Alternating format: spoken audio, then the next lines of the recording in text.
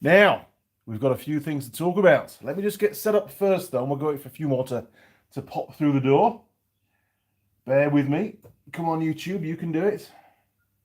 Boom, there we are, look at that. Excellent stuff. Right, let's find out who we've got in the workshop first thing this morning. Simon Rawle, morning Andy and crew. Looks like a PTO takeoff from a tractor. Now, Simon is commenting on the image on the thumbnail. What is it? So, fire through your ideas, and then I'll let the cat out of the bag. JJ, morning Andy and crew. Good morning, JJ. Welcome back to the workshop, matey. Vijay Governor. Good evening, Andy and crew from South Africa. It is a steering box. Okay, you are correct, Vijay. Well done. Any ideas what type of vehicle it's from? Let's go there first, and then we'll try and narrow it down, because I'm going to ask for your help on this. Yes, there's going to be a video at some point going out on that thing, which I've been asked to try and fix. Almarine Velocity. Hey Andy, a long time no speak. It is. Welcome back. It's great to have you back on board, actually. It really is. That's a name I've not seen for a while. Now, let me just try and work out what the hell's going on here. There we go, that's better. All this extra stuff that keeps appearing. Shop now. No, don't want that. Okay, so the pie today. Well, I was in the Wild Bean Cafe in one of the many BP stations around New Zealand. When was it?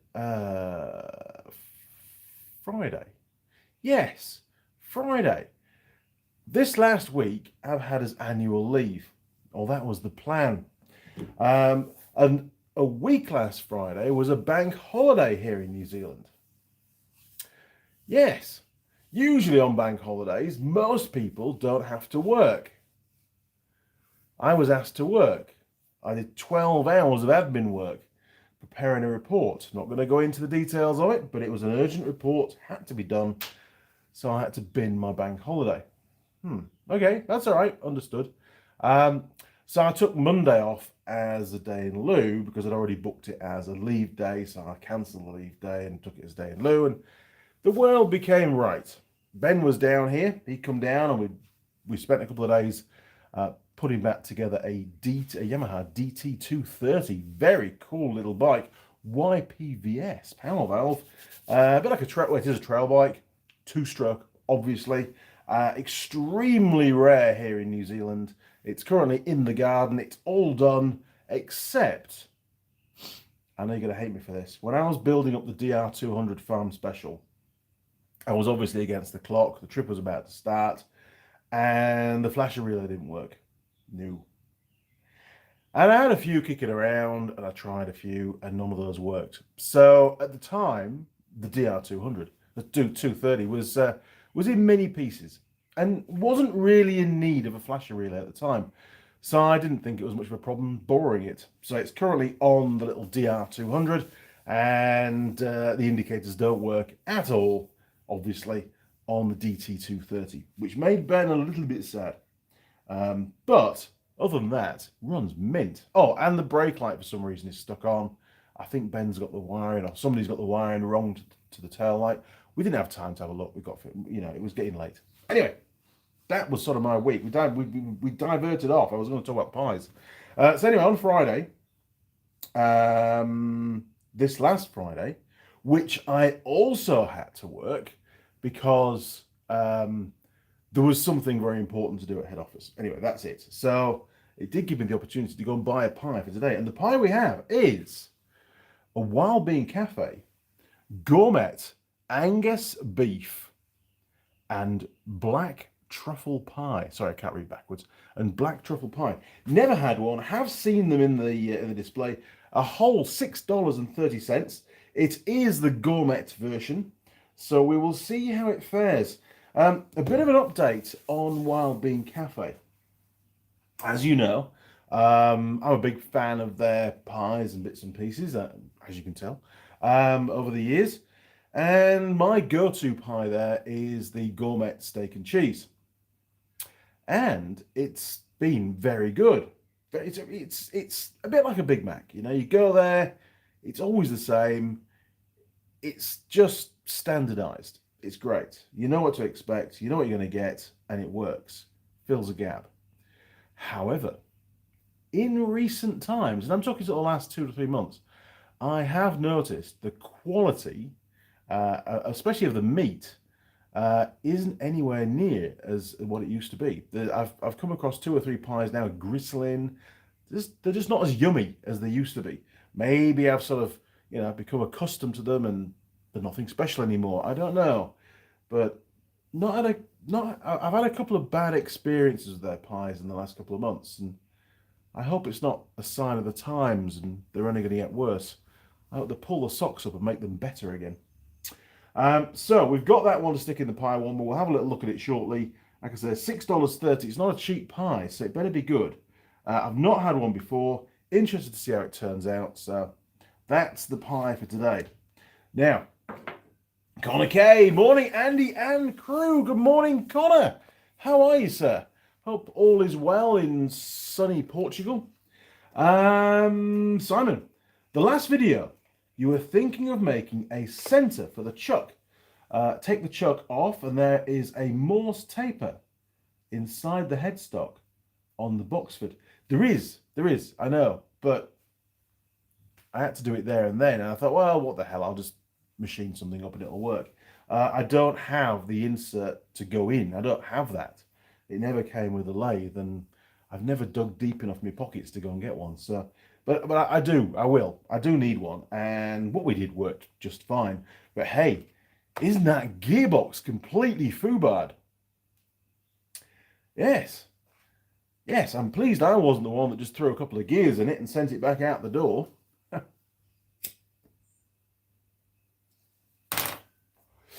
And Simon, just to confirm, we did see on the microscope camera, which worked brilliantly for that little job, we saw a lot of serrations and wear on the teeth of the gears themselves, on what I believe to be wear. I am by no means a gearbox expert. I'm not. I haven't spent my entire life rebuilding gearboxes. So, you know, I don't know all the little telltale signs. I just try to apply logic. But there was certainly, to me, wear on those gears where it's across the tooth, as if there's movement of the gear on the shaft. It's not running true, is what I mean to say. I suspect there is a possibility, and this is just a hypothesis, and Simon, you may want to chip in here, that maybe the shafts were already bent before the failure, which is what caused that weird wear on some of the gears on their teeth. Forget all the dog teeth and stuff, the dogs, that doesn't matter. It's the actual teeth themselves, the spur gears, you know. So that will be really interesting to sort of come to a conclusion that the previous guy, maybe it had already had a gearbox failure, I don't know. He'd sort of pulled it apart and said, oh, there's the broken gear, I'll chuck a new one in and put it back together. I say put it back together in the loosest possible sense, because we've seen the quality of the workmanship that's been put into that bike previously. Maybe the shafts were already bent. Maybe they weren't bent as much as they are now, but maybe they were already bent. I don't know. And from what I can see in the manual, I can't find any run-out specs on either the main shaft or the lathe shaft, which is really odd. You'd always get that in a modern manual. Al Leash. Good afternoon, Andy, Mrs. Mechanic, and crew. Oh, Mrs. Mechanic. Good segue, Al. Mrs. Mechanic went mountain biking. She's probably listening to this now, and she'll probably come outside and shout at me. But on Wednesday last week, while I was on annual leave, one of the few days that I finally got that as annual leave, not a sore point at all, she decided to go mountain biking, e-biking with Benjamin. Because Ben was there. That was his last day, actually. He went back that afternoon, or that evening, actually. It was running late. and she had a major crash. Yes. She's getting quite good at crashing. She crashes the monkey bike, which you've already seen one crash. There's a few more to come yet. And she crashed the mountain bike as well. And she banged her head, which is not good. She banged her head in 2 places. And she was a bit dazed. I think she said she was knocked unconscious for a short time, which is really bad. And she's got quite a few bruises here and there, and she's feeling very sore. But I mean, I'm sure she'll bounce back, but she's nowhere near 100% at the moment again. But yeah, buckled the front wheel, managed to carry on. Yes, Ben sort of got the bike up and running again, and she pulled herself together as she always does and cracked on because Ben was enjoying the trip, you know. I think they did like 37 kilometers on like an off-road trail, which is really good. She's currently recovering at the moment, and she's probably still in bed, to be perfectly honest, and so she should be. Because yesterday I had her in the workshop helping me all day. More on that later on, and I might even take you out under the carport. We might venture out there, but it was quite frosty this morning. Bloody cold out there. I've got the heater on in the workshop. It's a bit soft this morning. Now then, the Giants, did you check your fuses and flash unit for the indicators? On the DT. It hasn't even got a flasher relay on it. I didn't put it back on. So that's why they don't work. As soon as I refit the flasher unit, which Ben said you need to buy me a new one, then of course I will. Or I'll maybe put the original one back on and buy one for the DR, which is probably the best way of doing it. But yeah, we'll work it out. It's not a problem and it's not urgent, but hey, that bike runs mint. Full engine rebuild, very, very happy. MF50B. Now then, Andy and crew. Good morning, MF. Hope all is good. Jim K. Hope you had a great time off. Good morning, Jim. Apologies for not taking my the phone calls that I saw a couple of missed calls come through. My apologies for not picking up. When I'm not at work, I basically leave my work phone in the ute. I don't want to be pestered at all by that phone, and not by you, Jim. Please don't get me wrong.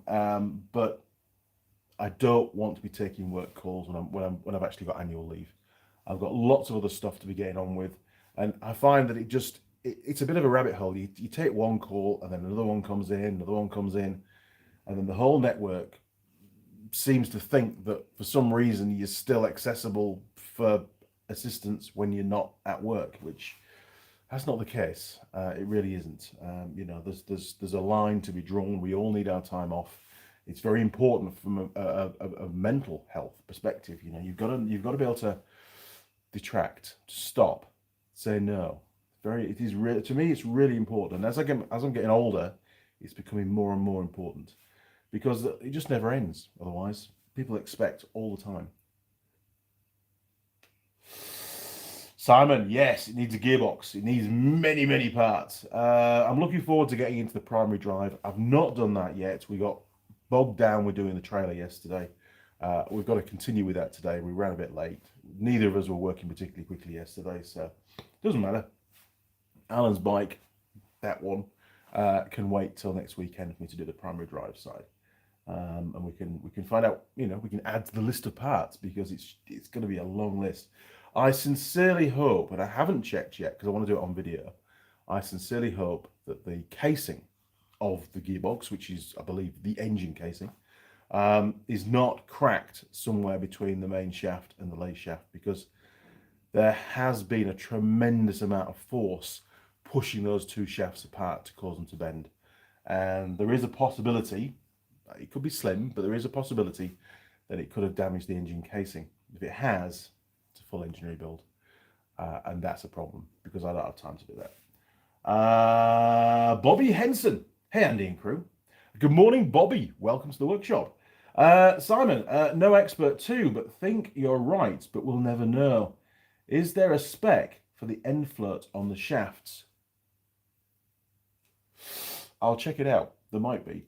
Bear in mind, Simon, that Alan only covered he said 6 kilometers. It could even be less, to be honest, because he only went down the road and turned left, and then it died. If the shafts were straight, I don't think that wear would have occurred the way it has. Could that wear occur in 6 kilometers of use? That's the question. I mean, the shafts are completely shafted. Pardon the pun. They really are. So I'll check out the end float side of it. Obviously, that's something that really needs to be measured in situ during the rebuild, which is a bit of a ball ache. But it's going to get new shafts anyway. It has to have new shafts. So, I'll have a look. I mean, there is those thrust bushes, washers, what do you call them, at the ends of the shafts. There might be a thickness on those. Maybe you've got to shim them up. I don't know. Again, it's all new to me, as all that kind of stuff in that particular model of bike. Done that kind of thing on car gearboxes and things. Simon, have you got some crack detection spray for the casing? No, but I will be getting some, and we'll be using that on the video for sure. Yeah, I'm really dubious about that bike now, knowing the extent of the damage. How far has it gone? What other components have been damaged as a result? I've seen some pretty catastrophic failures on motorcycle gearboxes over the years, and it could be pretty bad. It could be. Anyway, coffee's getting cold. So the pie. Oh my word. The pie is obviously Wild Bean Cafe. Not a sponsor, it could be. In fact, if it became a sponsor of the channel, it'd be quite dangerous, wouldn't it? And I think it would probably sway the pie reviews, which we don't want to do. We'll stay independent. So, this is the pie. This is steak and, what the hell was it? Something to do with truffle. Black truffle. Steak and black truffle. Angus steak and black truffle pie. Look at that. So, structurally, it's A1. There's absolutely no imperfections whatsoever on the exterior of that pie. It is 100% structurally integral. It's quite impressive. It's almost like a work of art, isn't it? It's hard not to get excited about pies, to be honest. They are an amazing thing. Right, let's get it in the pie warmer, because I am getting cold. Turn you around, 3, 2, 1, boom. Okay, here we go. I did notice that Ivan started doing that as well now, the countdown. 3, 2, 1, which is pretty cool. Put my name on that one. Right, okay, in he goes. 23 minutes. No, I've not cleaned the pie warmer. That should about do. There we go. It's quite disgusting now, it really is. It's all on the inside, which is probably even worse. Okay, so where are we going to head now? Well, let's do the trailer. Why not? Okay, so on the big trailer, I'm going to set you down, because then YouTube doesn't get quite so upset. On the big trailer, it has, on the deck, on the actual flatbed part of it, it has lots of these eyelets mounted, recessed into the timber deck. And they are incredibly useful when tying stuff down. There is also, well, I'll show you outside, but there's some mounting points along the edge or along each of the sides of the trailer underneath for your tie downs as well. But having some on top really makes things a lot easier. So I came across these a couple of months ago and thought, oh, I'll grab some of those, because I do intend to fit these once I change the timber. The timber's now been replaced, although it's back off the trailer, because we had to do some welding and put some strengthening pieces on. So we've got 12 of those, which is a lot. And this was me trying to work out the ideal positions of where they're all going to go. So as you can see, I kept changing my mind on distances and stuff. And in the end, a compromise had to be made. I really wanted all of those to be equidistant across the top of the deck like they are on the big trailer. But it actually wasn't possible. They are slightly spaced out, unevenly, which is a bit of a problem. It just does look right. But I think I'm going to try and get them as close as I possibly can when I finally fit them. But we had to make a few bits and pieces. We had to make some spreader plates. The good news is that the brackets on the trailer frame the way that they're mounted, you just use a spreader plate, which I'll show you, which is that one there, and then there is some movement. They're only actually clamped to the chassis underneath some steel, but obviously once you've drilled the hole in the timber, that's where they're going to go. So the holes in the timber are not there yet. I've got to route them out because the depth, fortunately, the depth of this is slightly less than the thickness of the new timber that we used. So it means that the underside of the timber remains completely intact, and it'll help reduce water ingress into the timber. Even though it's specially treated timber, it won't cause, it'll minimize any kind of problems. But yes, I've even got some countersunk little bolts to go in there and stuff. So it's all going to look really cool when it's done. So I'm going to take you outside now. Try not to spot any blue. If I make a mistake, my apologies in advance. Oh, I have changed the calendar. Yes. Yes. Yes, nice. Right. Okay, we're going to go outside and we'll have a look.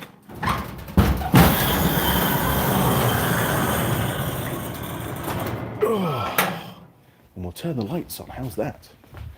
Because we can do that. Boom, boom, boom, boom, boom. Oh, lovely. Look at that. Okay, so as you can see, you might notice there is some new stuff, some new angle iron. Now on the big trailer, it's only flat plate, but I didn't have any flat plate. All I had was some spare angle from building the camping trailer thing, the adventure trailer we did. So basically, in fact, let's go and get one. Hang on, I've got to be very careful with the camera because there's bikes everywhere. We've got the spreader plates up here. Let's see if I can get one of those off. Oh, I need to be taller. There we go. Right, I've just spotted some blue on the camera, so sorry, Mr. Yamaha. Okay, so I haven't even checked these yet. These go underneath. That's right, like that, and they clamp into place, and then there's the 4 bolts that come down. So they are adjustable to some extent, which is really good. So yeah, we've got all those done. All this lot got welded in yesterday. A very nasty welding job because obviously the chassis on the Eiffel Williams trailers is galvanized. We did grind a lot of the galv off, but even when you're welding, you get the galv on the other side, because good penetration, obviously, which is burning off. So I was suffering a bit yesterday, to be honest, after the welding.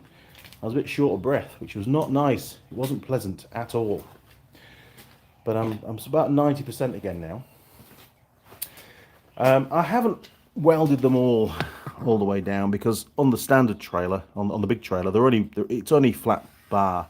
It comes across 25 by 5 is what they've used in the factory, and I think it's fine as it. I just didn't want to compromise too much of the galv coating on the trailer chassis, and the more welding you do, the more galv you've got to grind off, and then it's just relying on paint. So that was my reasoning behind that, but they're all done. There'll be 2 more of these eyelets at the rear of the trailer, and I've marked roughly where they're going to go. So we're going to have one here and one there, because one of the downsides of the Eiffel Williams trailers is there's actually no tie down points at the rear of the trailer at all, and that actually is a real problem sometimes when you're strapping things down. So those 2 new eyelets will make a big difference, make it a lot better. So there you go. This is the little trailer. I'm sure you've seen it before. These are the standard tie down points. You've got one here and another one there and stuff, but there's not that many. I mean, there's quite a gap from that one, which is there, look, and your next one is all the way down here. So sometimes, you're not, and again, it's a huge gap to that one over there. There's only, what, 1, 2, 3, there's only 5, and that one there is not that useful, in all honesty, because usually your straps are going in that direction, and it's quite easy to slip off.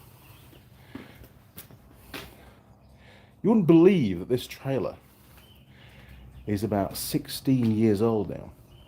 Oh, while we're on, this is the fuse box. Well, not a fuse, but distribution box that I have to replace because the lid fell off. So it's a bit rusty in there, a bit corroded. There is another one down here, which is still intact.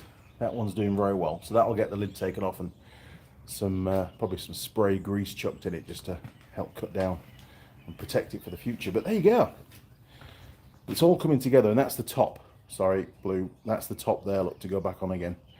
So today's job is to finish that and get the little trailer back in action. There we go. Wasn't too bad, was it? You'll have to erase your memory of that blue bike that you saw up on the shelf. I'd forgotten that they were there, to be honest. So yes, that's what we're doing with the trailer. You've seen that now. A quick squiz at this thing. It is a steering box. You're absolutely right. And the problem was, well, what I believe happened is this is the steering shaft that sits in the steering column, which is this bit here. That bolts down onto there, and this is located through the hole down there like that, and it's got a bearing surface at the bottom, and it's got a bearing surface at the top. And the top bearing, it basically sits in this recess and is trapped into position by the bottom of the outer cover for the column. And what happened is somebody decided to take the steering wheel off the tractor. It is a tractor. And the nut, they must have lost the nut, and then they wound a nut of the wrong thread onto the top of the shaft. And I believe the steering wheel, which sits on a taper, was not sat correctly. It might even be the wrong steering wheel, to be honest. I don't know. I don't know a lot of history about this tractor. It's not mine, it's a friend's. But it relies on that nut to hold everything together, I believe. And some of the ball bearings fell out, and they're only, if we look in the box, here we are, look. You can see here. So I've just got a pile of bits. I had to go on the farm and strip it all down for him. Oh, needle rollers. Where are they from? Not out there. This is new. Needle rollers. I haven't seen those before. I don't know where the needle rollers are from. I will have to investigate further. That's the adjustment plate there. That goes on the end here to adjust the whole thing. And that's a spacer. There's all sorts of bits. Lots of bird shit as well, because it's in a barn. That's one of the outer races there, look. But anyway, you get the idea. It's still got a race in there that's got to come out. All the ball bearings had dropped out. They're all in the bottom of the actual casing itself. And basically, when you turn the steering wheel, it was like 3 full turns before it did anything, because the shaft would move up and down so much that the tractor was undrivable. Yeah, it was pretty bad. So he's asked me to try and work something out and get it all fixed up. So the biggest problem we've got is trying to find new races. They seem to be impossible to get hold of. I believe it's an English tractor. I've even forgotten the brand, in all honesty. I mean, the colour might give it away. But I've got to reach out to my mate who has a farm in the UK to see if he can source the parts, because for some unknown reason here in New Zealand, nobody seems to be able to help. I don't know what's going on. Normally you can just buy bits, but maybe it's just that old that you can't. So there you go. Another little side project, as if we haven't got enough projects going on. Another project, but that's all right. It's all good. And one last thing. Let's talk about ball joints and Ford, and specifically Ford Rangers. Holy moly, my hands are cold. Let's get you set up, Mr. Camera. There we go. Bloody hell. Bear with me, I'm going to warm my hands up. Yeah, so I took the Ford Ranger company car for another service, and I took it for an independent warrant. That was it. It just been... Yes, it had just been serviced. It only covered about 3,000 Ks from the last service, so probably a couple of weeks, really, on my average sort of mileage. And it failed the warrant. So why did it fail the warrant? So lower ball joints on the front. I'm like, oh yeah, okay. It's the last one had to have those replaced as well. So I went down to the Ford place that services it and went, hey, the truck's failed the warrant. This is not ideal. You know, I need it fixing ASAP because the vehicle's in use pretty much every day. I'm always driving around. I didn't want to be stuck in Auckland, that's for sure. And they said, oh, it's failed a warrant. And she said, well, they're pretty picky down there. Although, if there's any kind of play in the ball joints on cars, they do fail them. Whereas Ford say that a small amount of play can be within spec, within tolerance. So I said, well, if that's the case, maybe we can, they'll last till, the next service, but you're going to need to put it on the hoist and double check the play to see if it is within spec. And if it is, then do me some kind of written document to explain that and the date that it was checked, so I can take it back and get the warrant passed. So anyway, the mechanic jumped in the truck, put it on the hoist. I had my coffee because that's their job, not mine, on that particular day. And he came back and he was shaking his head going, no, that's not going to go anywhere. They're knackered. And I'm like, oh, really? Okay. So if they're that bad, and it was only serviced 2 weeks ago, how come you missed them? Oh, yeah, you missed them, right? They should have been done, and they should have been done. Oh, battery's ready. They should have been done automatically because it needed to be done. It's in for a service, and you do whatever needs to be done to get it into a fit state to last till the next service. That's what a service is all about. Anyway, so I said, okay, well, look, it's urgent. Can you do them for me? Oh, no, we haven't got any in the stock. What? This is a known issue with the Ford Ranger, and New Zealand's full of this particular model of Ford Ranger. They're absolutely everywhere. You can't, if you're driving, there's rarely a time when you don't see another Ford Ranger within eyesight, within proximity of you driving yours. They are absolutely everywhere. And I believe they are the best-selling car in New Zealand. Everybody has them. And you haven't got any stock. No. Well, that's just great, isn't it? Okay, so how soon? I said, I'm in Auckland until Friday. How soon can you get stock? Oh, if we order them now, we'll probably get them Friday morning. So, okay, so are they in a warehouse in Auckland? Yes. That's not a problem. I can go and get them for you if you like. If you want to, order them in advance, tell them they're going to get collected because they're urgent.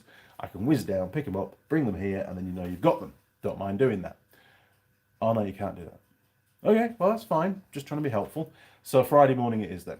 So I booked it all in Friday morning, and sure enough, they arrived Friday morning, which is a bit of a godsend because I was going away for a couple of weeks on the road, and obviously it had to be done. The vehicle had to have a warrant. I don't like driving the machine around, the vehicle around on the roads without a warrant, and actually we're not insured to do that anyway, so it became a bit of an issue. But I wanted to show you the old ball joints. And the mechanic was quite surprised that I asked for the old parts.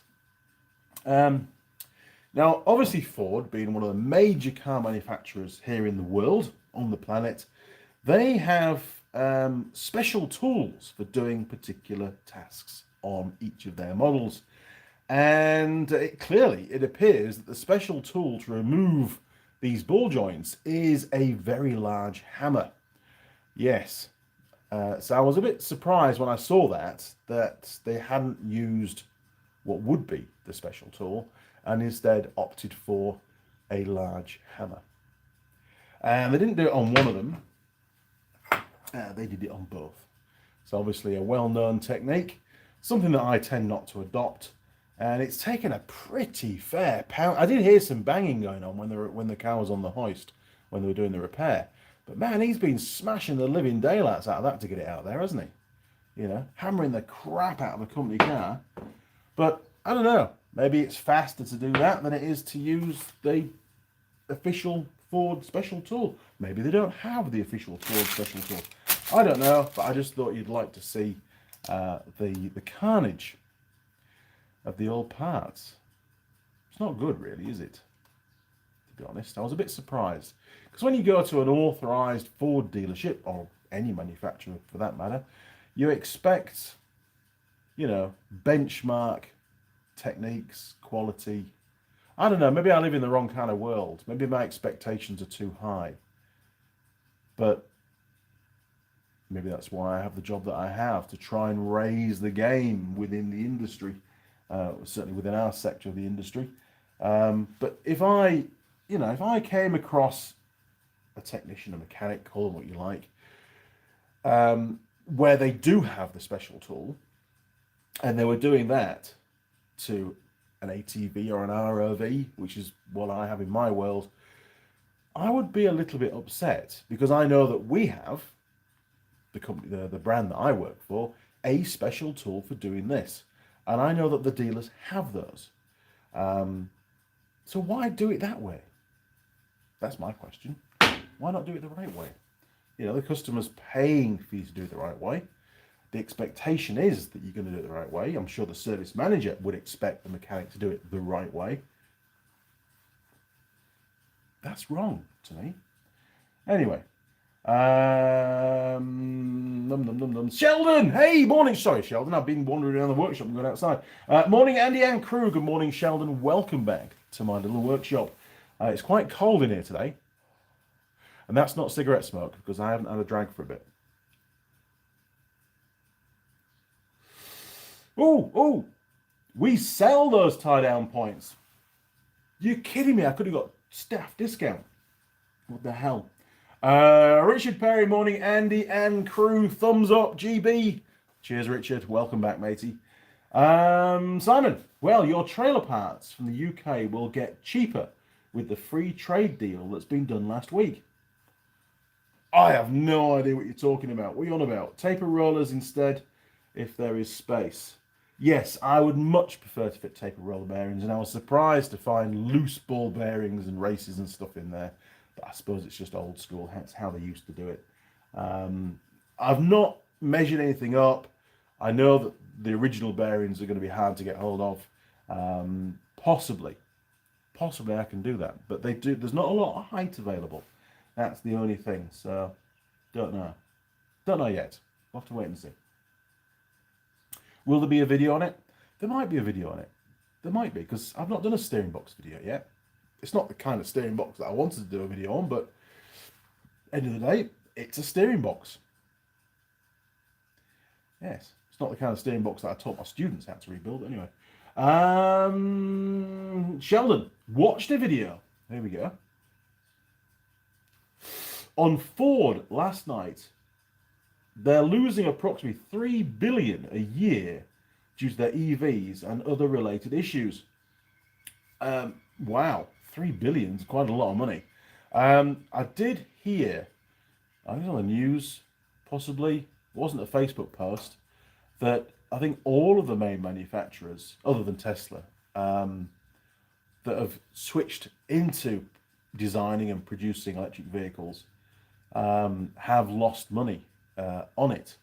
Been a lost leader for them at the moment. So, you know, as all of you know, I'm just not a fan at all of EVs. I read quite a few articles recently on the stuff, and it does seem, and this is some good news, it does seem that the tide is starting to turn, and public awareness is finally taking some momentum on the full impacts of EVs on the planet. And of course, they're not quite as nice to the environment as maybe the marketing teams of the manufacturers lead people to believe. You know, obviously having the young children mining the stuff for the battery packs and stuff, all the minerals and things for them, materials, then you know, it's not a good look, to be honest. It really isn't. Just not a fan. Not a fan at all. And here in New Zealand, and I was staggered at this is one of the stats that was in one of the articles that I read, that 50% of all new car sales in the last 12 months have been EVs. 50%. That's a shit ton of EVs hitting the roads. It really is. And I mean, there's the network of charging points is just shit at the moment. So, you know, why would you bother buying one? I just don't get it. Here we go. Sheldon, no stock of special tools. In fact, if I wasn't bound over by a particular brand, I would be able to show you a special tool that arrived only 2 days ago that I ordered. And it was one that you wanted, that you had an order on, oh, was it 18 months or something you had it on order for? I ordered it only a month ago. It turned up. So I probably got the one that you ordered and then cancelled. So I have one here now, and it'll go up to head office next time I go up. It'll go on our special tools rack. Biggest problem I have is when I loan out the special tools to within the network, and they, it's expected that dealers that are servicing regular models, and this is for a regular model that most dealers would service on a very regular basis, it is expected that they have their own and they place the order and they get supplied. But when supply is not ideal, it becomes a real problem. So I try to keep in my stock as many of the common special tools as possible and loan them out. The problem is I don't always get them back, and then I don't have them anymore. They've disappeared, and that's a pain because where's it gone? And I could build a spreadsheet and add where it's gone and the date it was sent and all that kind of stuff. But often when the request comes through, I'm driving or whatever, and the most important thing to me is just to get it out the door and ship it to the dealer as quickly as possible. And then in my mind, it's done. And there's a lot of trust involved. So not all dealers are as good as Sheldon's dealership at sending stuff back. Simon, what's the control arms look like? Will have to have been pressed back in, cough, cough, with a hammer. Yeah, I've not looked. I have a policy, a personal policy, where company car, don't touch it, don't play with it, don't take wheels off, don't do any kind of maintenance, unless it's roadside stuff where it's a breakdown, I've got to get home. I try to keep it to an absolute minimum because then it reduces responsibility. If something goes wrong, it's on the dealership that serviced it. I'd be on the back foot if I was trying to justify me doing work on a company car. It puts me in a bit of a grey area. Yes, I know how to do it. Yes, I have the qualifications and the skill set and the experience to do it. But it could open a huge can of worms, especially if an accident resulted from it. So I just play it safe. It's their truck. They look after it. I manage the maintenance side of it, but I don't put any spanners on it. But wouldn't harm to have a little sneaky peek with the camera and see what's going on under there. Because, man, that lad was braying 7 bales of shit out of that truck to get those 2 ball joints out. The UK, New Zealand, now free trade agreements. So no import tax on good made in the UK and shipped to New Zealand. On goods. That's awesome news, Simon, actually. It really is, because there's some good gear in New Zealand, in the UK that we don't have access to here in New Zealand. So that will help bring the prices down. Obviously, shipping's expensive, but at least not paying tax on it. That's really cool. Thank you, New Zealand and UK, for organising that. That should make life a lot easier. Ben gets a lot of parts from Yambits that I believe are based in the UK, so that will help him a bit. In fact, when he was down, poor lad, he brought one of his TDR 250 frames down because he's building one of the bikes up now. That's his next project. And it wouldn't quite fit in the sandblasting cabinet. It was just a bit too big. So he had to. He bought himself an external sandblaster, only a cheap one, but it did the trick. But man, he was sandblasting here in the workshop by the roller door for a day and a half, sandblasting that. Mrs. Mechanic did all the little pieces. She did all that in the cabinet, and once she'd finished that, he then gone out. In fact, we sent Mrs. Mechanic on a mission to go and pick it up, and he set to sandblast his frame. And he did a really good job of it, actually. He was pretty pernickety, and he did a great job. He got it sprayed in primer, and then he sprayed the top coats, and then he got the lacquer on as well. The frame looked mint, looked really good. So we bubble wrapped it. We left it to cure for a couple of days, and then we bubble wrapped it all up for him so he could take it back to Auckland without putting any scratches on it. So I'm looking forward to him building that bike up. He's changing the front end of the bike. So another little job that we did for him was we worked out the head bearings and stuff and spacers and bits and pieces so he could fit the new model Africa Twin front forks and bottom yoke and steering stem and so on. He had to modify the bottom yoke a little bit. Don't tell the cert officer that. We had to press the stem out so he could do that and then press it back in again. But it all came together, actually. It looked really good when it was all done. He's going to fit a different fuel tank to it. He's going to fit like a long range tank because he's doing he's building it into like an adventure bike. I know, TDR 252 stroke adventure bike. Yeah. But it's what he wants to do, and he's got 5 of them. Well, he's got 4. I've got 1. He's got 4. Mine will be a full rebuild at some point in the future when I finally get around to doing my projects. And it will be filmed, the whole thing from just a bare frame right through to a fully built bike. Rebuild on the engine and everything will all be done to camera, but it won't be released to public until I'm not in the current role that I am with my current employer, or actually not working for my current employer at all, to be fair, which is going to be a few years away if all goes to plan. I have no intentions of leaving. George Bonnie 90. Hello everybody, good morning, George. Welcome back to the workshop, matey. Simon Yambits is mint and from York. Oh, they're in York. Even better. I do like to support. York was my old hometown, or city, should I say. I really like York. I miss York a lot. Had a lot of contacts in York. And yeah, Minster Engineering. Used to deal with them a lot. They moved premises. I only went to their new premises a couple of times. This is going back a long time now, but the old workshop, the old engineering spot, man, I used to go there as a kid from school and pick up bits of angle iron and bits and pieces. And they actually did me a job. They machined me up a flywheel. Well, actually, they mated 2 flywheels together to make it work. I fitted a Nissan, I think it was a CD17 diesel, non-turbo, 4-cylinder diesel engine out of a Nissan Sunny into a Suzuki Jeep, and it was really good. George the second, that was, or third? No, George the third.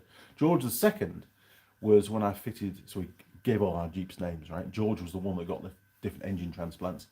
George the second got a Suzuki Swift GTI engine put in it. Man, it went really well for a Suzuki Jeep. Bit hard to control on the motorway over 100 miles an hour because they were never built to go that fast. But it was fun. We did power slides and burnouts and drifts and all sorts. But we had to beef up the rear axle big time when it was a GTI. But the diesel one was really good for rock crawling. It was fantastic. Right, let's go and get the pie, because I know you're waiting for this one. Okay, turn you around, 3, 2, 1, boom. There we go. Okay. Despite the heater being on, it's not getting any warmer in this workshop. It feels like it's getting colder. Okay. 23 minutes of pie warmer goodness, and we have the pie, and structurally it is still absolutely 100%. There's not even a thermal crack developed between the lid and the base. This is unbelievably good. Wow. We'll leave that open. A bit more heat in the workshop. Okay, there's my heater, look. Don't tell Osh. Bit of a trip hazard. Right, onto the paper it goes. It's probably one of the few safe places in here for food at the moment. Right, turn you around. Oh. So yes, it's going to be a while before Mrs. Mechanic comes outside, I think, because it's bloody cold and she needs to keep warm. Roger Heaps, hey, morning Roger, welcome back matey, hope you're all good. We've got tractor stuff on this live stream, so you'll like that. Good morning, Andy, and in fact, Roger might not have seen the tractor stuff, so I'll turn it around. There you go, look. This is for Roger. Roger, here we go. It's a steering box out of a red tractor. I don't even know. It might be a Massey Ferguson. I don't know what it is. I'll have to find out some more information. I didn't take any pictures of the tractor. I should have done when I was there. I'll get Dinesh to send me them through. He's the lad that owns the tractor. He was given it. Actually, an old man gave him the tractor. So he's trying to restore it and get it back into working order. And for Roger's benefit, the bearings, one down there, and the other one sits on the top of the case in there, they all fell apart. The races are in a really bad order and stuff, so we need to find some parts for it and get it rebuilt for Dinesh so he can put it back in the tractor. But Dinesh is not a mechanic. He's a marketing guy, and he's learning a lot doing this tractor, and he's very enthusiastic, and I like to help that. It's he's one of those guys that he's really keen, and he's also really grateful for the help because nobody else seems to want to help him. I mean, his dad could probably help him. His dad's always busy on the farm and doesn't have the time to do it. His dad does a lot of the maintenance on their fleet of tractors. So it's quite nice to be able to help him out, and he gets a bit stressed sometimes. Looks like Farm All.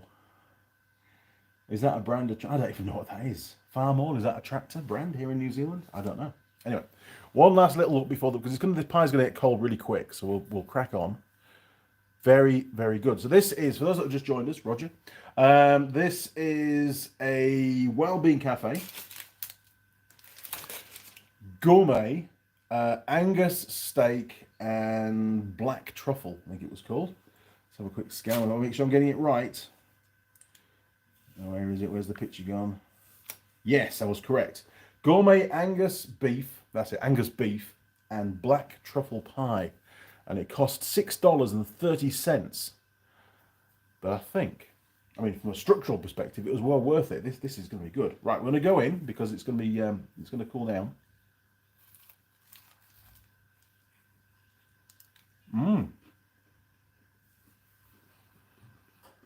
Look at that.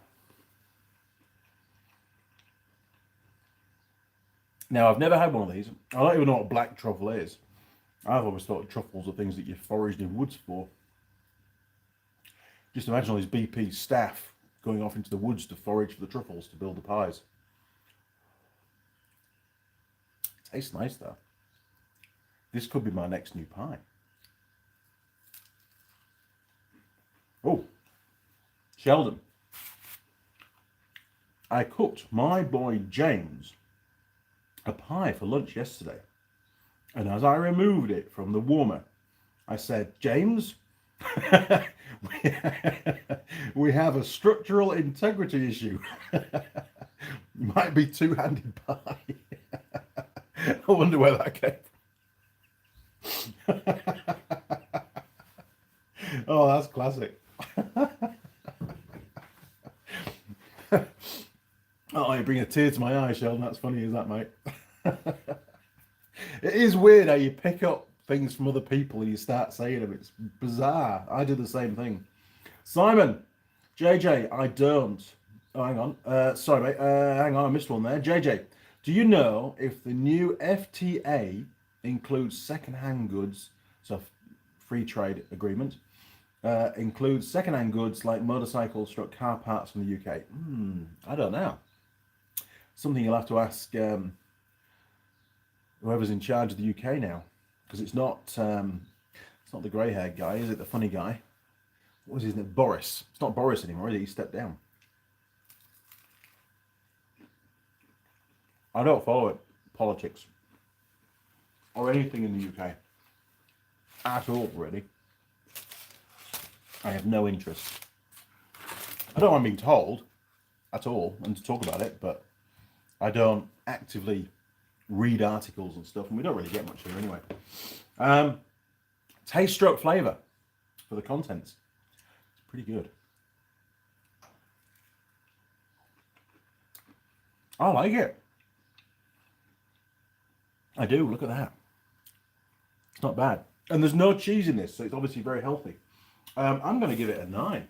I mean, it might even go up. This is a good pie. Structure fully partless. We know it's going to be a good score, but we'll just leave that for a little bit because a pie catastrophe might happen. We just don't know. Runnability. A couple more bites before we can do that one. Meat quality. Now, remember what I said earlier on at the start of the live stream? The meat quality in some of the gourmet steak and cheese from Wellbeing Cafe has become a little bit compromised recently. There's been a few bits of gristle in there. which is not good. It's a sign that they're trying to, I don't know, maybe they've changed meat supplier, or they're trying to cut a bit of costs and they've downgraded the quality of the meat. I don't know what's going on. I haven't asked. Hopefully it's not affected this pie.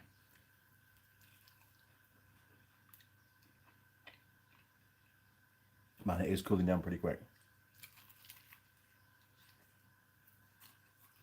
Oh, not that bit. Okay. Don't talk with your mouth full, Andy. It's rude. Okay.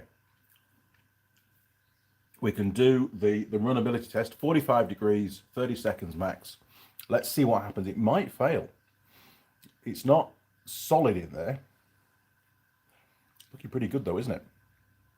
And that's definitely a good 45 degrees. I can't see any movement at all.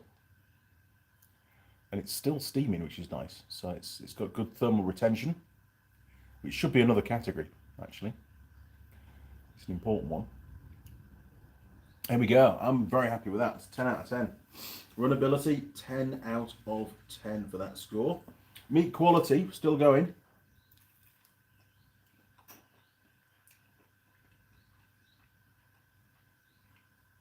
Pie to crust ratio, we can do that one. Now, what you don't want to do when you buy a pie is end up with a lot of pastry and hardly any filling. So we look at the actual cross section of the pie to see how thick the pastry is around the pie. Often you get a lot of pastry areas building up where the lid joins the base. This is no exception. It's got quite a large cross section of pastry there. This side doesn't seem to be quite so thick, but even so, the base is relatively thin. The lid is actually really thin, given the strength that it's got. It's doing extremely well. But there's a lot of filling to the pie. You know, this is actually a good one. This is really good. And your mouth isn't getting full of pastry all the time. There's always flavour there. It's not, if you have too much pastry and it's dry pastry, you just get a really dry mouth and you got to drink all the time. So, pie to crust, sorry, so, oh, pardon me, that was burp, but there's another burp. Oh, God, okay. Pastry to filling ratio is pretty damn good. In fact, actually, it looks worse than what it really is. I'll just show you again. Here, there's a bit of a pastry sort of overlapped. It's just broken down, so it's not quite as thick as what it looks like on the camera. I think it's pretty good. It could be better. I'm going to give it at least an 8. That might change as we move on. Availability logistics for these particular pies, they're available at only BP petrol stations and only the ones that have got the Wellbeing Cafe built in, which is the vast majority of BPs around New Zealand, and more of them are getting the Wellbeing Cafe side of it as well. And those petrol stations are on major road networks. So they are, if you're journeying, they are readily available. If you were just at home and you were going shopping, if you went to Taupo, Tokoroa, all of those have the BP petrol stations, so you'd be able to get yourself your favourite pie from Wellbeing. They're not a sponsor, they should be. Great advert for them, isn't it? You can't buy them online. You can't buy these things online. You've got to physically go and get them. But the upside is they're ready to go. The minute you walk in the door, you get out the pie warmer. It's already preheated. You can eat it straight away. So that's a definite upside. It is cooling down. That was a bit cooler, that one. What do I give them? 7. There's a lot of BP petrol stations. Can't buy them online. 6. I think a 6, realistically. I'd like it to be higher, but that's the facts. Pastry taste rating, so far really good, but every bite's had meat in it, so let me just try and... That was a bit off the top. That was quite crunchy, but not over dry. It was good. Just try and steal a bit of the side pastry.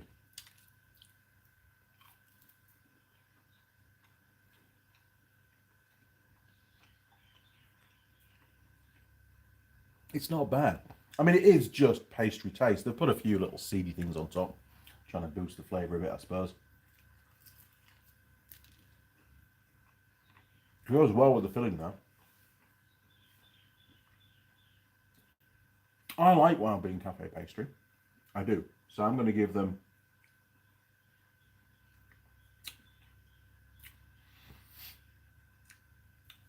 8. 8 it is. Still tasty when cold. Not sure about that one. Let's just keep that one in abeyance for a bit. Packaging design. Well, pretty standard Wild Bean Cafe bag. Warning: contains deliciousness. It does. It's got the website address. You can read all about the pies and stuff on there. It's got the brand image, the logo down there, which is good. And it says on the back, please dispose of bag thoughtfully and recycle where possible. It's only a paper bag. It is recyclable. It doesn't have any plastic liner to it and stuff, which is really good. That's the next category, by the way. A very simple design. It doesn't have a window on there. There's no little vents for reheating the pie in the bag. Mind you, it's a paper bag. It shouldn't need them anyway. It's not going to sweat. It does make the bag damp. But the fact is, the pie's already ready to be eaten, and that's the idea behind it. You buy it, you eat it straight away. It's not a pie that you buy usually to take home and put in the fridge and then reheat later on. Although I do a lot, and this is a reheated pie, and it tastes great.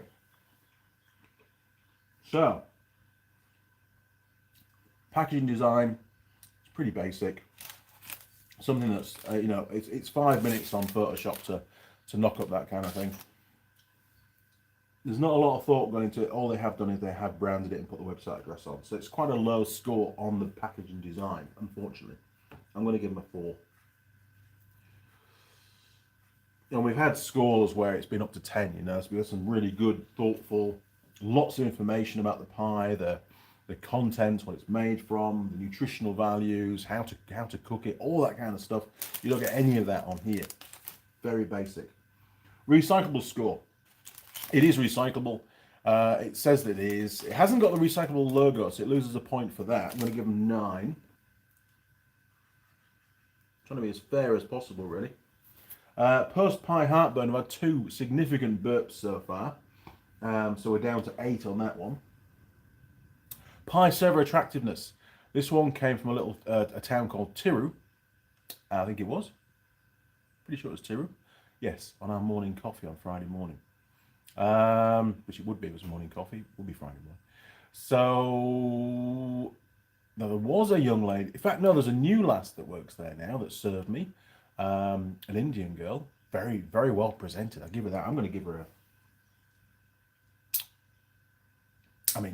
she's not super cool, but she was very bubbly, very welcoming, very helpful. She even found my cigarettes really quickly. I'm going to give her a 9. I think she deserves that. She's,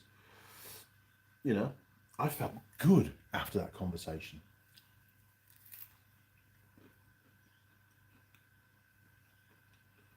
Definitely cooling off. There you go. Quick update. I know it's still steaming, but it's really cold in this workshop. And the pie actually isn't that warm. Okay, what's next? Structure of Lilli partners. Well, we have got, being honest about this, we have got the smallest crack developing around here, but it's completely manageable. And it's only, I've been eating the whole pie really single-handedly. It's not a two-handed pie like Sheldon was on about. This one is really good. Structurally, it's sound. It should really get a 10, shouldn't it? And to be fair, something else to take into account is on the bench there is hardly any pastry at all, which is what you want from a pie. You don't want it to explode and just fly pastry all over the place. Wild Bean Cafe pies don't normally do that. They're usually really good. Okay. I am going to give it a 10. I think this is a really good example of how you can have a really well-structured pie. It doesn't fall apart on you.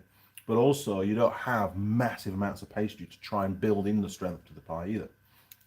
They have, they haven't compromised. They've come up with a good mix for the pastry. Nice. I like it.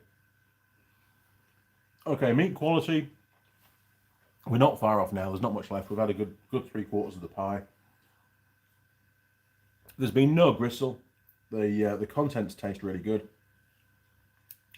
There are chunks of meat in there.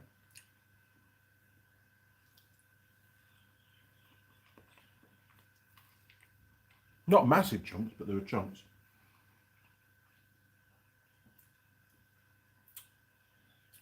I'm going to give it a 9. I'm not going to give it a 10. And the reason for that is in the last mouthful, there was something a little bit squidgy. Didn't really taste like gristly, but it just didn't quite remember it. Maybe it's the truffle. I don't know. I think 9's fine. You could actually, we've had better. It's good though.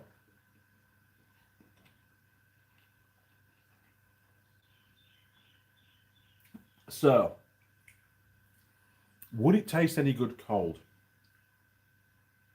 I'm finding myself, as the pie is quickly cooling down, I'm trying to eat it quicker so that I'm not eating a cold pie. Obviously, I don't think it would taste as nice cold. I think having a nice warm pie makes a difference with this one. But I don't think it'd be that bad cold. I'm going to give it a 7. I don't want to give it too much because I don't think it would be fantastic cold.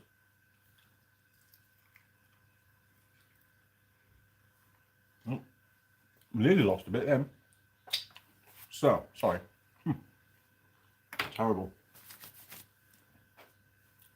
Cold coffee. Mrs. Mechanic, if you're watching and you're out of bed, I need another coffee. Because that really is a cold drink now. That is stone cold. Okay, trying to speed up because I know you're getting bored. Post pie heartburn, we had 2 burps, so we're down to 8. That might still change.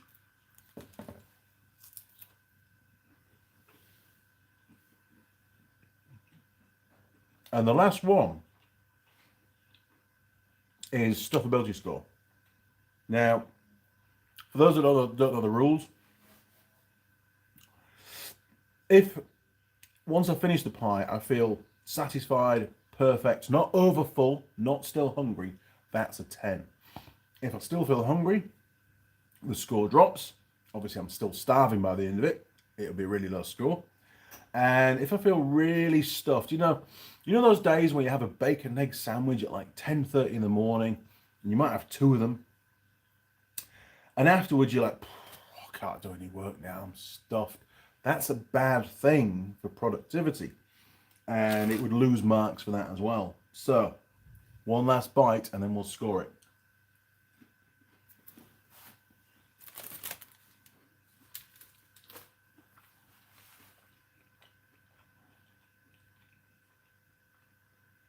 That was quite cool, that last piece. It had lost a lot of heat. Still tasty when cold. I'm going to drop that to 6. We did give it a 7. I think it's the black truffle. I don't think it adds. It doesn't help it when it's going to be eaten cold. Okay, stuffability score. I enjoyed that. I would definitely have another one of those without a doubt. I don't know if it's a long-term flavoured pie for Wild Bean Cafe, but if it's going to be one of the mainstays, or whether it's just down to 7. Holy crap, we're losing points. So I don't know how long it's going to be around for, but for as long as it is, that could be my next new pie, Wild Bean Cafe. Could be. Let's find out what the scores are. We've got a little strippy thing up there, so we'll grab that in a second. Okay, here we go. Turning around, 3, 2, 1, boom! Now, for some reason, my bench is a bit smaller today. I haven't quite set it up properly. There we go. Right. Okay, so we've got, very simply, we've got 29, 38, 46, 52, 60, 66, 70, 79, 86. Oh, what was I going to give it? 86. I'll just write 86 in there so I don't forget. Stuff ability score. I feel pretty good. I'm going to give it a 9. 9? Yeah, I'll give it a 9. I was contemplating a 10, but I think a 9 is more fair. Okay, so that'll be 95. 104. 104. Man, that sounds a familiar score. That's a very high score. It's not often we get into 3 digits, is it? Okay, so we've got Wild Bean Cafe.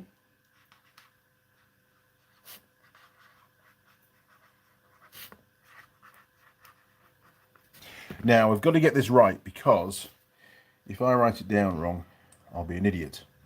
It's a gourmet Angus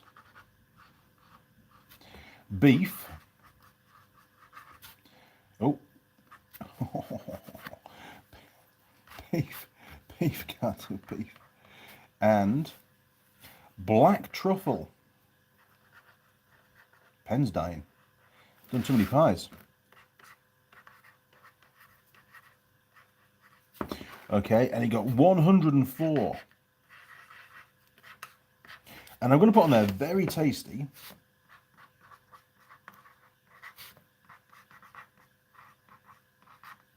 And it had a superstructure.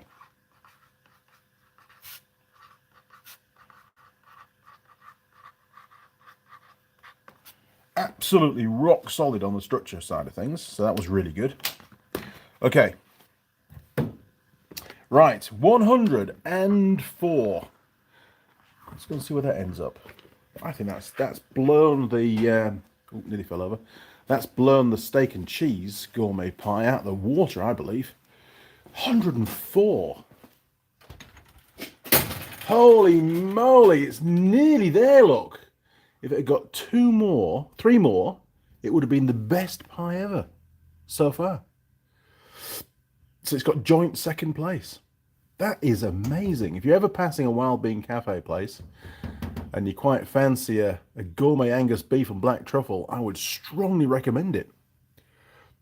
What did my gourmet steak and cheese get? Well, classic steak and cheese got 97. Wild Bean Cafe gourmet steak and cheese. Oh, look at that, 103.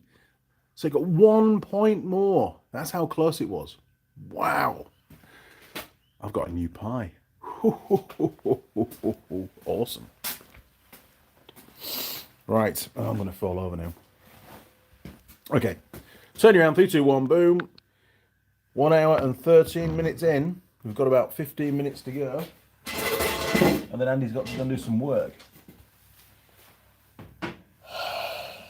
Holy moly, it's chilly. Right, where do we get to? Oh, camera's all over the place. Sorry, lads. Right, there we go. That's better. Okay. Bloody hell. Simon, the term ice cream management is use. Ice cream management is in use in our house.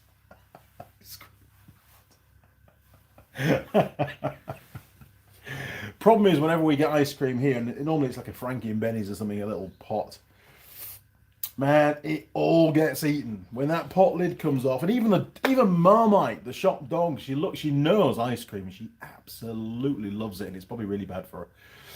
And she just licks her lips, and she's waiting for you to finish the pot so she can lick it out. And in the summertime, which is when we eat most of our ice cream, obviously, I have been known to share the ice cream with the dog. Yeah.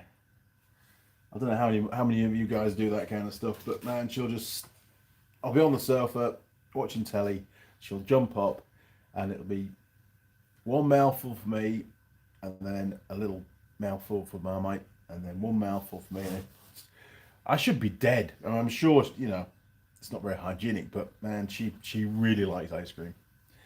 She does. Terrible.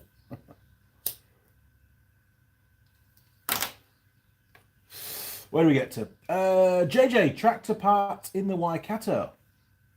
Tractor parts in the Waikato. Okay. I mean, I know that Dinesh has tried. He's tried a few places to get the bits. Oh, why is it on selfie? Here we go. Okay, I'll do some more googling, and I also need to find out exactly the year and the model and everything of this particular tractor to see if we can get the bits. But you know, maybe I'll have some luck. Maybe I won't. Maybe we're going to get the bits out of the UK, or maybe we can make them converted to taper rollers. I don't know yet. This is right at the start of that mini project. One thing that Dinesh has managed to get done is he got the steering column where that nut is on the end. He's managed to get the threads tied up and the correct nut back on it again. So that's a bonus. Roger, yes, brand of tractor can put you in touch with someone that will know how to get parts for almost any make. Grew up around Edendale, crank up vintage machinery. Oh, very good. Yes, please do that, Roger. Flick it through on a text or whatever, or a Facebook message will work just fine. And I'll do some more. I'll reach out and do some more contacting once I've got all the specs on the tractor. I mean, they might even recognise the steering box, so that might help. Simon, just when a pie runs out, just like when a pie runs out, lol. Oh, hang on. Just like when a pie runs, lol. Yeah, Marmite. Honestly, when I'm sat at the little table in the workshop and it's cookie time for Marmite because she gets cookies about 11 o'clock. That's dog treats. In her language, it's cookies. And we're eating a pie and a bit falls on the floor. That's it. It's almost, sometimes she'll even catch it, and otherwise it's as soon as it lands on the floor, she's eating it. It's gone. No holds barred there. Roger, also Thornbury Vintage Machinery Club, not far from here. Excellent. We're starting to get a network built up. So if you've got a contact for them, flick that through as well, and I'll reach out to them because I need all the help I can get at the moment.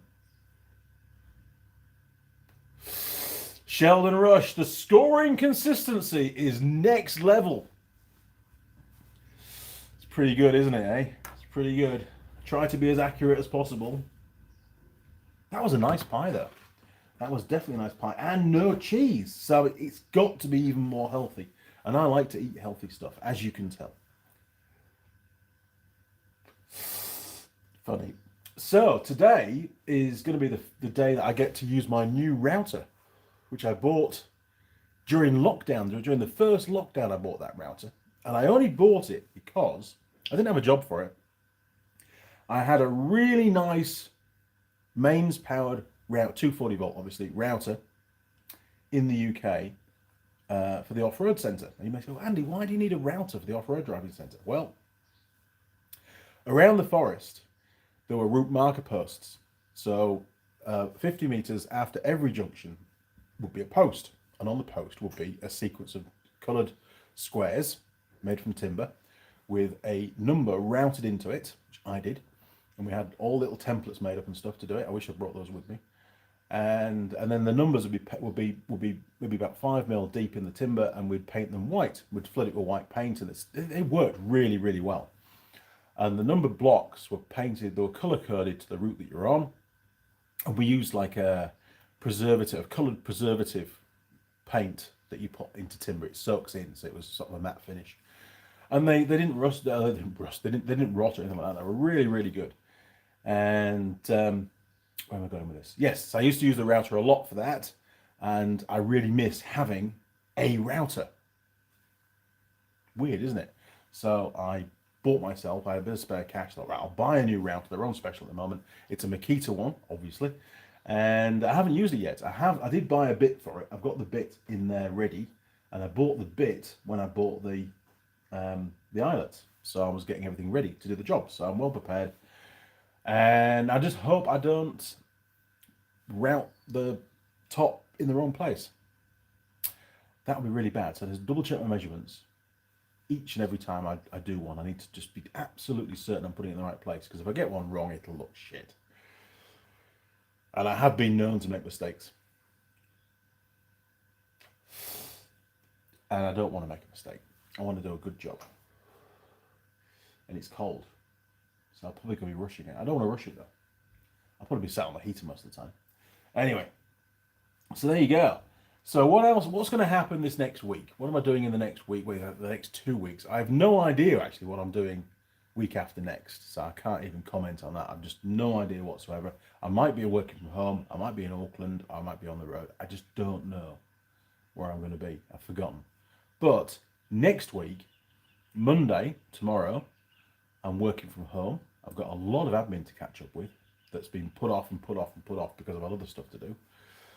So that's going to be a busy day. I've got a meeting, a very important meeting actually, an online meeting at 3 o'clock, 4 o'clock, somewhere around that time tomorrow afternoon, which I can't miss. Really important, I'm in that one. And then I'm on the road Tuesday, Wednesday, Thursday, Friday. I'm going down to Taramanui, New Plymouth, and then, what's that place called?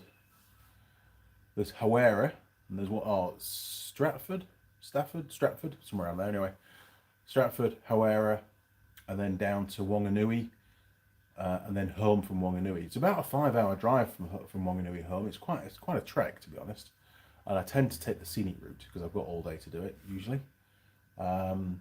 Just try and de-stress a little bit and just take a few calls when there's signal.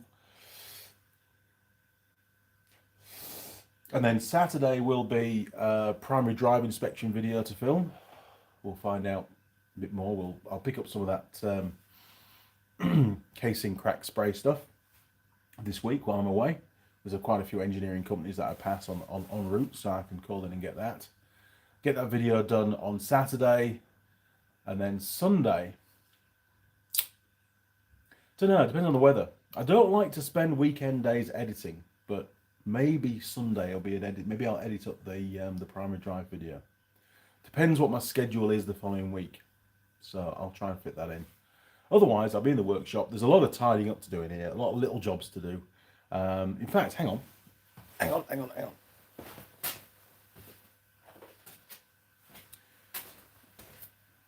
Another little video that I was thinking would be quite interesting to do was this multi-board thing, which has been brilliant up until it wasn't brilliant and it stopped working.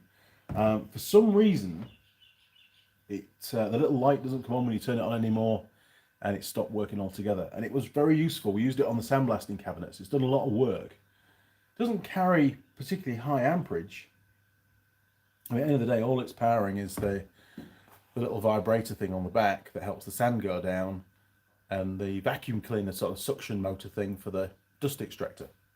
And that's it. And the light, the fluorescent tube light thing that's inside it. So it's been used way under capacity, but it's died. Oh, it's got stupid non-tamper-proof or tamper-proof screws in the back. So that'll be fun getting in there. So maybe I'll do a video on checking that out. It'll be like a big Clive thing, won't it? But I'd like to have a look inside and see why it's not working. Does it have an internal fuse? It hasn't just tripped the circuit breaker, by the way. I have checked that, which is just there. It hasn't popped out. You can see, look, it's still in. So I don't know what's wrong with that. I need to have a look at it. I don't want to chuck it away because it's been good and it wasn't cheap.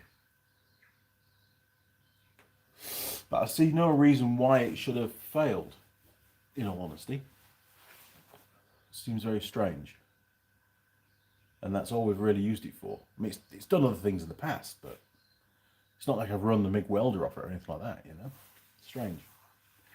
Get that crack detector off Amazon. You got it off Amazon for the Jigsaw swing arm. Ooh. I can't get it from Amazon. It won't get here in time, unfortunately. Sheldon, I'll ring before 3. No doubt I'll be getting many phone calls on Monday because I've been off.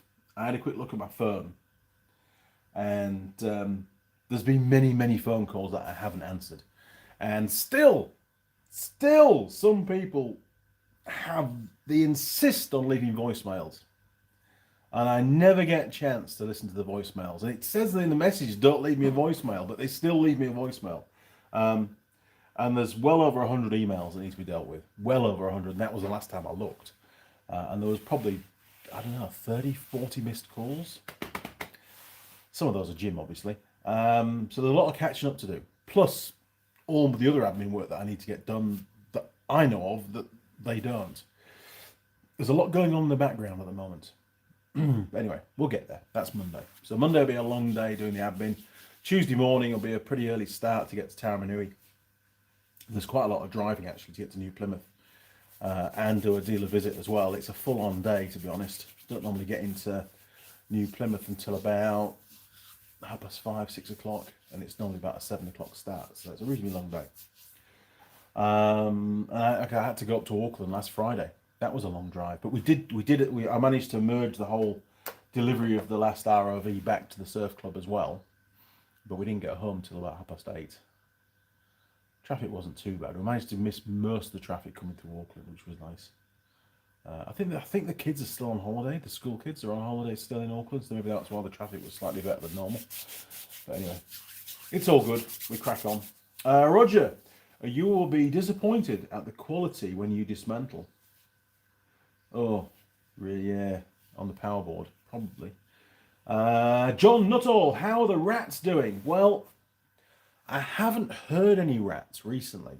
However, all the bait that we put in those big drawers that they seem to like to go in, yes, there's evidence again of definitely mice, possibly rats in there, but all the bait has gone. And there's no rats. I think there's the odd mouse. I do hear the odd mouse around. But I've not heard a rat around for quite some time. So at the moment, things aren't too bad. I do need to rebait the drawers though. Maybe I'll do that today. Because half of the stuff out of those drawers is still in boxes on the bench. I haven't even put it back in the drawers at the moment. Because they're going to need another clean out. And they're nowhere near as bad as they were, don't get me wrong. So they'll need a quick wipe out with some disinfectant and stuff before I put the tools back in. And a lot of the original tools that were in there need to be disinfected as well, because they were really in a really bad state.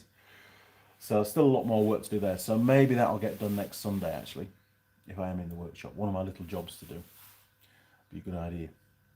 What else we got? Jacob Rate. It's a funny one with a hashtag. Jacob Rate. We had a new extension lead blow from circular saw running. Blows the circuit board up. That, very good point. That I have used a lot for running the chop saw. Maybe that's what it is that's killed it. I don't know. I'll do some checks, visual check, and get the multimeter out, and we'll see what's going on, see if we can find out what components failed, and if we can bypass it. Nothing like being dangerous, Andy. Okay, crew. Well, that's my next week coming up. I've got lots to do. It's been great talking to you today, and I think we're pretty much up to time now. Yeah, 1 hour 28, so we'll call it a day. Thanks for joining. Thanks for all your support. Hope you enjoyed the last video on the Bonneville, the gearbox inspection. My sincere apologies that it was well over 2 hours in length. That was not my intention at all, but it just takes a lot of time. If nothing else, it just highlights how long it takes to do a proper inspection of gearbox internals. And I have to list all the parts that need to be replaced. There's no point in putting a parts order in for 2/3 of the bits. I want to be able to rebuild that gearbox in one hit once all the new parts turn up. Pretty standard practice. Simon Roll, hit the like. Thank you, Simon. Appreciate that. Vijayant Governor, everyone have a wonderful week ahead. Absolutely. Well said, Vijayant. Okay, crew. See you next time. Cheers. Over and out.